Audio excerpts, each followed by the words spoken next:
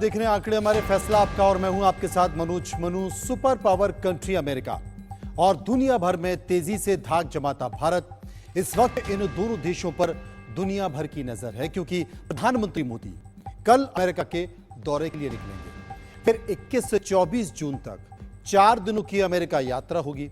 आपको बता दें कि प्रधानमंत्री मोदी के सम्मान में व्हाइट हाउस में 21 तोपों की सलामी दी जाएगी। 4 दिनों के दौरे में व्यापार समेत कई मुद्दों पर भी बात होगी। तो रक्षा क्षेत्र में जो समझौते होंगे उससे चीन और पाकिस्तान परेशान है। चीन पाकिस्तान मोदी बाइडेन की मुलाकात से परेशान क्यों है, ये आगे हम आपको बताएंगे।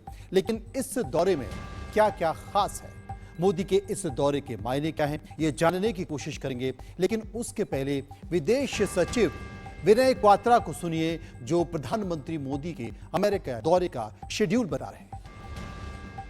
This will be Prime Minister's first official state visit to the United States. PM has earlier visited US roughly 6 times, both in bilateral capacities as also for multilateral events. First about the program.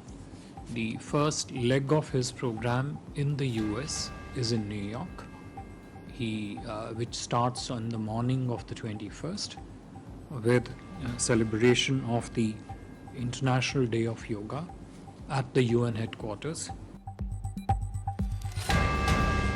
अब America में किस तरह से मोदी की गूंज होगी, मोदी के इंतजार में अमेरिका में वैसे भारतीयों का क्या कहना है, इसे भी गौर से सुनिए।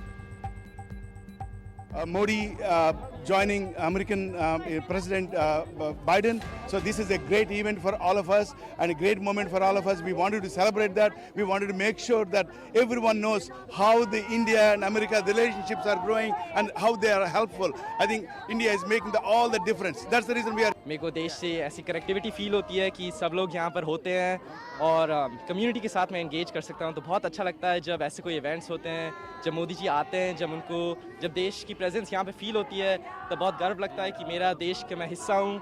और मेरे को ये भी महसूस होता है कि मैं यहाँ पे मेरी स्ट्रॉन्ग कम्युनिटी भी एक है। I came here to honor Modi coming to America. May Modi come to America in happiness. We are here to remind him that Kashmir, you have started a great initiative in Kashmir, but a lot of work has to be done. And there's not much happening in the field of resettling our Kashmiri Pandits back in Kashmir. We want to here welcome you. We want to show appreciation to you for abrogation of Article 370 and 350A. But at the same time, we want to remind you that a lot of things for Kashmiri Hindus are not still done. The community is still suffering there a lot. We are here to gather to welcome Modi ji, and we are showing our solidarity. And from Telangana BJP, we welcome sir. And also on the bilateral initiative from USA and India, so the partnership in climate change, and we are running a Save Manjira river bachao movement in Telangana, Jukkal, Pitlam area. India का leader जो होता है वो ऐसा होना चाहिए जो India को प्यार करता है, जिसके लिए इंडिया के दिल में आदर है, प्यार है, वही इंडिया को लीड कर सकता है। And Modi ji has that quality. Number one quality, he loves India. He does everything for India, not for anybody in particular. वहीं प्रधानमंत्री मोदी के सर पर सबकी निगाहें टिकी हुई हैं। उम्मीद की जा रही है कि भारत और अमेरिका के बीच कई डील्स हो सकती है। Bharat America fighter jet engine की डील की अगर बात करें तो संभव है कि भारत को कम से कम 11 मेजर मैन्युफैक्चरिंग टेक्नोलॉजी ट्रांसफर हो जाए। वहीं भारत के स्वदेशी तेजस MK2 के लिए अमेरिकी कंपनी जनरल इलेक्ट्रिक के GE F414 INS6 इंजन की डील भी भारत को ट्रांसफर हो सकती है। अगर ऐसा होता है तो जाहिर है कि तेजस MK2 के इंजन का निर्माण भारत हो सकेगा और ये भी अपने आप में एक बड़ी उपलब्धि होगी। तो तमाम तरह की चीजों के साथ साथ हम ये कह सकते हैं कि देश के प्रधानमंत्री नरेंद्र मोदी की जो अमेरिका यात्रा है, वो अमेरिका यात्रा कई मायनों में मानी जा रही है। वो दोनों देशों के बीच जो सामाजिक और व्यापारिक जो संबंध हैं, उन संबंधों में भी एक खास उपस्थिति दर्ज कराएगा। कुल मिलाकर हम ये कह सकते हैं कि भारत और अमेरिका के बीच रक्षा क्षेत्र में वो कौन कौन से बड़े समझौते होने वाले हैं, कौन से बड़े समझौते होने वाले हैं, यह भी समझने की जरूरत है। क्योंकि जिस पर दुनिया की नजरें हैं, खासकर पाकिस्तान और चीन की नजर है, क्योंकि पाकिस्तान और चीन क्यों परेशान है आपको ग्राफिक के जरिए समझाते हैं कि क्यों दोनों परेशान हैं। और ये जो समझौता है, इस समझौते को पावरफुल समझौता माना जा रहा है। ये तमाम जो उपलब्धियां आप अपने टीवी स्क्रीन पर देख रहे हैं, इन उपलब्धियों के जरिए आप समझ सकते हैं कि पहला भारत में जो GE414 जेट इंजन का निर्माण हो सकता है, ये भी अपने आप में एक बड़ी उपलब्धि मानी जा रही है। दूसरा जो समझौता है वो दूसरा समझौता है M77 लाइट हॉट्जर अपग्रेड का ऑफर अमेरिका दे सकता है। तीसरा समझौता स्ट्राइकर बख्तरबंद वाहन साझा उत्पादन कर सकते हैं दोनों में, वो भी भारत में। चौथा समझौता क्या है? तीसरा समझौता आप अपने टीवी स्क्रीन पर देख रहे हैं, स्ट्राइकर बख्तरबंद वाहन जो कि साझा उत्पादन होगा, दोनों मिलकर से बनाएंगे और इसका उत्पादन भारत में होगा। चौथा समझौता अमेरिकी प्रीडेटर ड्रोन भारत को ट्रांसफर किए जा सकते हैं। ये बहुत महत्वपूर्ण है। आपने देखा होगा कि जब भी भारत किसी, अफगानिस्तान में सबसे ज्यादा उपयोग इसका किया गया, और अफगानिस्तान में जो आतंकवादी हैं उन्हें ढूंढने का और उन पर हमला करने का भी इसी ड्रोन ने, आपने जो तस्वीरों में देख रहे हैं, प्रीडेटर ड्रोन भारत को ट्रांसफर किए जा सकते हैं और उसके बाद भारत की जो क्षमता है सेना की, वो क्षमता बढ़ सकती है। पांचवा समझौता क्या है?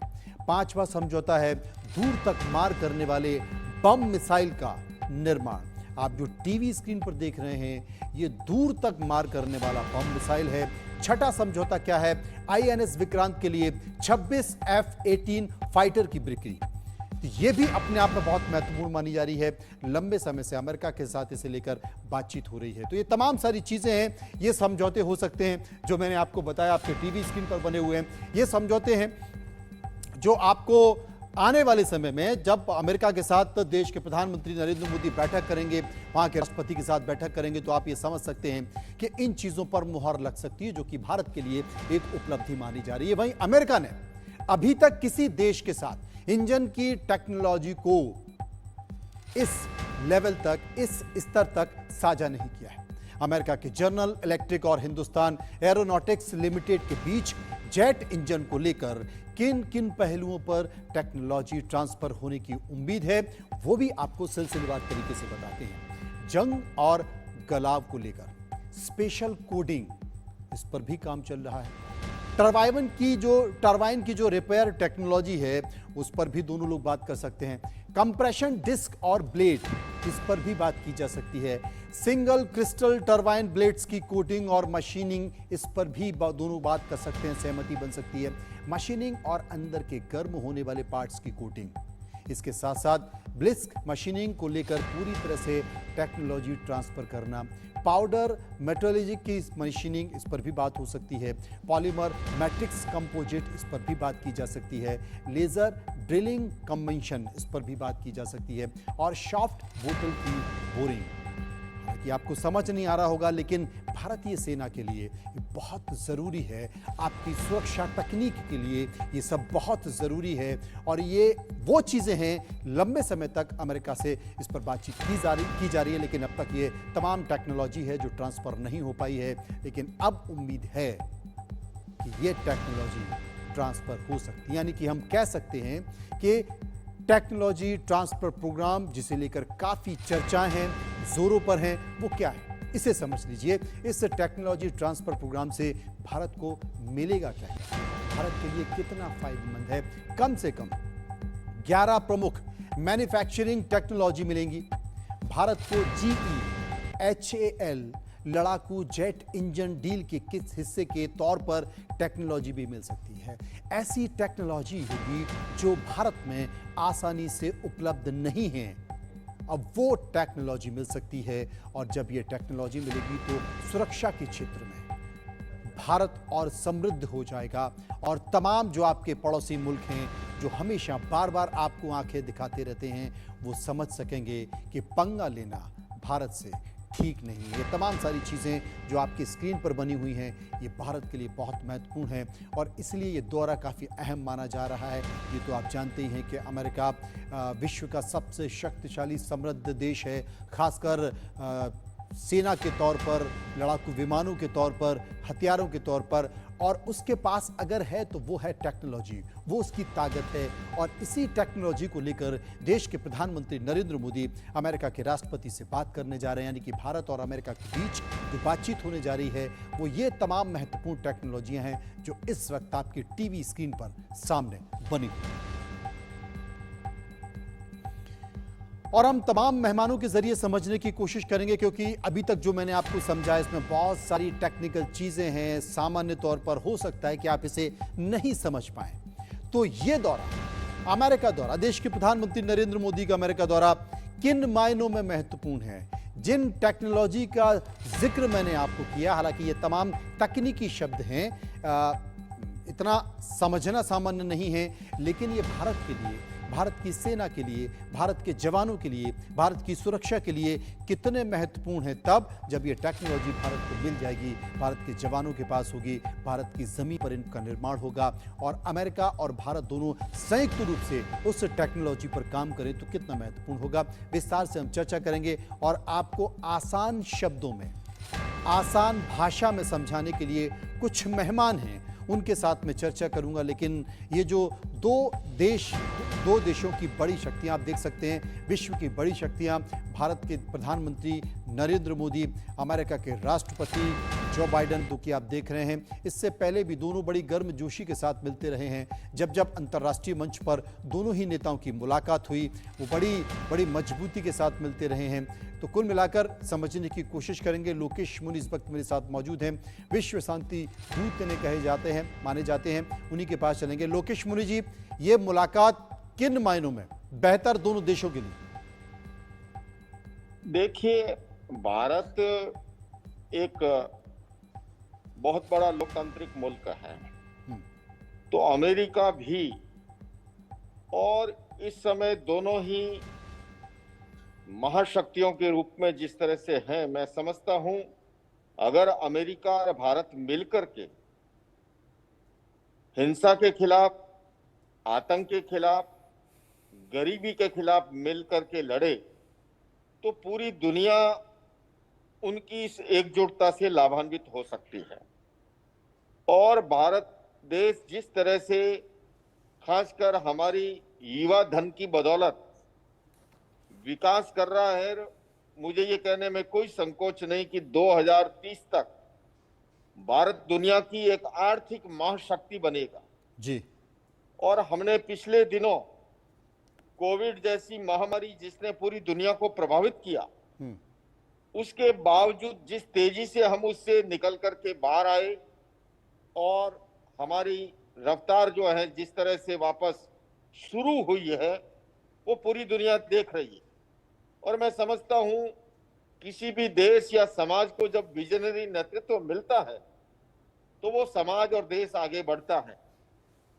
और इस समय भारत के माननीय प्रधानमंत्री की जो अमेरिका यात्रा हो रही है, इस यात्रा के प्रति पूरी दुनिया की नजर लगी हुई है। जिस समय यूक्रेन और रशिया का युद्ध चल रहा है, और मैं समझता हूं ये भारत की कूटनीतिक सफलता ही कही जाएगी कि एक तरफ उसके रशिया के साथ भी संबंध है, तो दूसरी ओर अमेरिका के साथ भी संबंध है, वो उसी तरह से है। तो ये अपने आप में एक बहुत बड़ी बात होती है। नहीं तो सामान्यतः ये होता है कि या तो आप इधर खड़े हो आप या उधर खड़े हो जी। तो इस दृष्टि से मैं समझता हूं भारत और अमेरिका के हित भी आपस में जुड़े हुए हैं। बिल्कुल लोकेश जी, आपने सही कहा। और हमेशा भारत की ये कोशिश रही है, भारत के तमाम जो राजनयिक हैं उनकी ये कोशिश रही है, भारत की राजनीति से जुड़े हुए, भारत की सरकार में बैठे हुए तमाम लोग, उनकी ये कोशिश रही है कि अंतर्राष्ट्रीय मंचों पर जब भारत को और भारत के प्रतिनिधियों को मौका मिले, वो हमेशा वासुदेव कुटुंबकम की बात करते नजर आए हैं, ये संदेश देते नजर आए हैं, और वो संदेश कारगर भी रहा है, खासकर अंतर्राष्ट्रीय मंचों पर। बिल्कुल, दुनिया के लिए कोई भी देश बाजार हो सकता है, भारत के लिए जो है हर देश जो है एक परिवार की तरह है। और ये भारतीय संस्कृति की मौलिक विशेषता रही है, उसने सदैव अनेकता में एकता की बात की है। बहुलतावादी संस्कृति उस देश की खूबी है। सर्वधर्म सद्भाव उस देश का मूल मंत्र है। और आज इंटरनेशनल योगा डे परसों यूनाइटेड नेशंस के हेडक्वार्टर पर मनाया जाएगा। मैं भी उसका हिस्सा हूं माननीय प्रधानमंत्री जी के साथ। जी, ये अपने आप में भारत की एक महान विरासत, वसुदेव कुटुंबकम का ही हिस्सा है योग। और योग जो है वो केवल एक एक्सरसाइज नहीं है या किसी जाति धर्म संप्रदाय से जुड़ा हुआ मुद्दा नहीं है। ये तो पूरी दुनिया के लिए हेल्थ और हैप्पीनेस के लिए एक ऐसा अवदान है जिसको अपना करके व्यक्ति अपने भीतर की नकारात्मकता को खत्म कर सकता है जी, और वो पॉजिटिव ऊर्जा के साथ। हमारे यहाँ कहा भी है कि शरीर माध्यम खलु धर्म साधनम, धर्म की साधना भी करनी है तो शरीर का स्वस्थ होना जरूरी है। और मैं समझता हूं अंतर्राष्ट्रीय योग दिवस, मुझे प्रसंग बस ये कहते हुए सात्विक प्रसन्नता है कि पहला अंतर्राष्ट्रीय योग दिवस जब यूनाइटेड नेशंस के हेडक्वार्टर पर हुआ था 21 जून सन 2015 को, उसे भी मुझे संबोधित करने का अवसर मिला था। उस समय की हमारी तत्कालीन विदेश मंत्री बहन Sushma Swaraj, UN secretary general बान की मून, हमारे आर्ट ऑफ लिविंग के पूज्य गुरुदेव श्री श्री रविशंकर जी, और पूरी दुनिया ने देखा कि प्रधानमंत्री जी ने जो प्रस्ताव यूनाइटेड नेशंस में रखा, देखते ही देखते दुनिया के सैकड़ों देशों ने उसका समर्थन किया। आज उस योग के कारण से पूरी दुनिया लाभान्वित हो रही है। तो आपने बिल्कुल ठीक कहा, भारत देश वसुदेव कुटुंबकम में विश्वास करता है। अब लोकेश जी, ये तो पूरे विश्व को पता है कि अमेरिका सुपर पावर है और सबसे बड़ी बात है कि अगर टेक्नोलॉजी के स्तर पर देखा जाए तो अमेरिका सबसे शक्तिशाली है। उसके पास बेहतर तकनीक है, वो युद्ध से जुड़ी हुई तमाम टेक्नोलॉजी उसके पास है, हथियारों से जुड़ी हुई तमाम टेक्नोलॉजी उसके पास है। और ऐसे में अगर दोनों देश आपस में बातचीत कर कर टेक्नोलॉजी ट्रांसफर पर भी मोहर लगा सकते हैं, वो बड़ा कदम हो सकता है। अपने टीवी स्क्रीन पर तमाम सारी वो चीज़ें तकनीकी से जुड़ी हुई हम दिखा रहे हैं, तो ये भी अपने आप में एक महत्वपूर्ण कदम। बिल्कुल निश्चित रूप से ये महत्वपूर्ण कदम है। और कुछ विशेषताएं जैसे आपने कहा अमेरिका देश की है, तो इस समय भारत की भी अमेरिका के लिए उतनी अहमियत है। चाइना का जो खतरा अमेरिका के सामने है और उसके बीच में भारत की अपनी एक विशिष्ट भूमिका है, मैं ये कहना चाहूंगा जी। और उस कूटनीति के तहत जो है सबके अपने अपने हित हैं। और इस दृष्टि से इस समय भारत और अमेरिका के संबंध और अधूर मजबूत होना, मधुर होना, ये पूरी दुनिया के लिए उपयोगी सिद्ध होंगे। और मैं समझता हूं, मैं तो कामना करता हूं और बल्कि अपील करूंगा दोनों देशों के राष्ट्राध्यक्षों से, प्रधानमंत्री से, कि मिलकर के पूरी दुनिया को बेहतर बनाने के लिए, इस दुनिया से गरीबी को मिटाने के लिए, हिंसा को मिटाने के लिए, आतंक को मिटाने के लिए साथ में मिलकर के काम करें, जिससे कि हमारी दुनिया और अधिक खूबसूरत बन सके। लोकेश जी, भारत की कूटनीति को आप इस वक्त कैसा मानते हैं? वो तब और महत्वपूर्ण हो जाती है जब अमेरिका और रूस दो ध्रुव हैं और इन दोनों ध्रुवों को बहुत ही बेहतर तरीके से संबंधों के जरिए से, तकनीक के जरिए, व्यापारिक के दृष्टिकोण को ध्यान में रखते हुए, सामाजिक दृष्टिकोण को ध्यान में रखते हुए दोनों देशों के बीच समानता के साथ अगर भारत चल रहा है तो इस कूटनीति को आप कैसे मानते हैं? ये सवाल मेरा इसलिए आपसे है क्योंकि आप तमाम दूसरे देशों की अंतर्राष्ट्रीय जो कूटनीति है उसको बेहतर तरीके से समझते हैं। देखिए, वैसे तो मैं अध्यात्म के क्षेत्र का व्यक्ति हूं जी, लेकिन हाँ, ये सच है कि मैं पिछले 17 सालों से अमेरिका में आ रहा हूँ। यहाँ हमारे 70 जैन सेंटर है, उनमें लेक्चर होते हैं। अभी अगले दिनों ही फ्लोरिडा में उन 70 सेंटरों से करीब 5000 लोग एक जगह इकट्ठे हो रहे हैं। जैनों का कुंभ मेला आयोजित हो रहा है और जब हम प्रवचन करते हैं पर्यूषण में तो एक एक सेंटर में प्रति पर डे 3-3, 4-4 हजार लोगों की गैदरिंग होती है जी। लोगों से जो फीडबैक मिलता है, क्योंकि राजनीतिक दलों नेताओं के पास सब उन्हीं के लोग होते हैं तो वो सब बात करते हैं। हमारे पास हर तरह का फीडबैक आता है, चाहे मीठा है चाहे कड़वा है। कूटनीति के संदर्भ में आप जो बात कही है, मैं कहता हूं एक उदाहरण काफी है। यूक्रेन और रशिया का युद्ध चल रहा है। इस समय भारत के संबंध अमेरिका के साथ भी मधुर बने हुए हैं, लेकिन रशिया के साथ भी संबंध है। ये बात अमेरिका भी जानता है और रशिया भी जानता है कि भारत के अमेरिका से भी संबंध है जी। ये अपने आप में एक बहुत बड़ी सफलता है।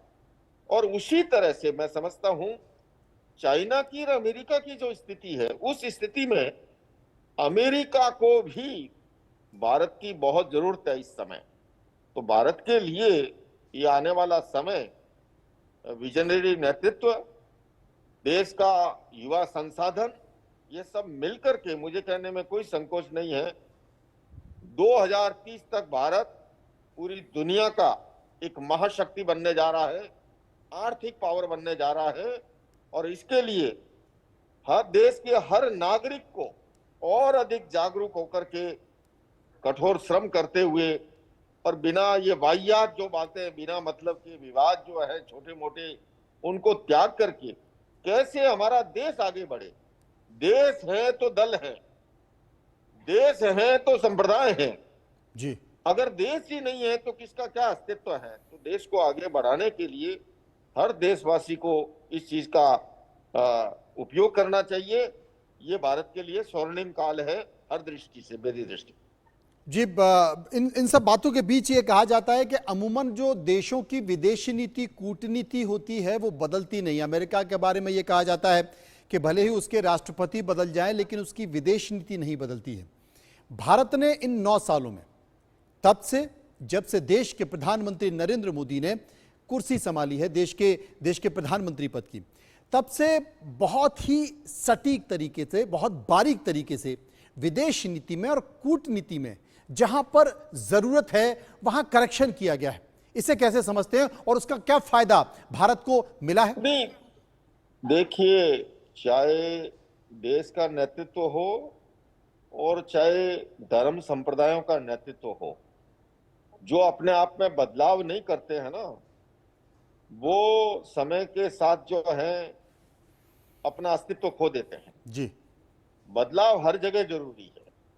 हाँ, बदलाव के अंदर जागरूकता होनी चाहिए, बदलाव के अंदर विवेक होना चाहिए, बदलाव के अंदर हमारा मन मस्तिष्क आंख जो है खुली होनी चाहिए।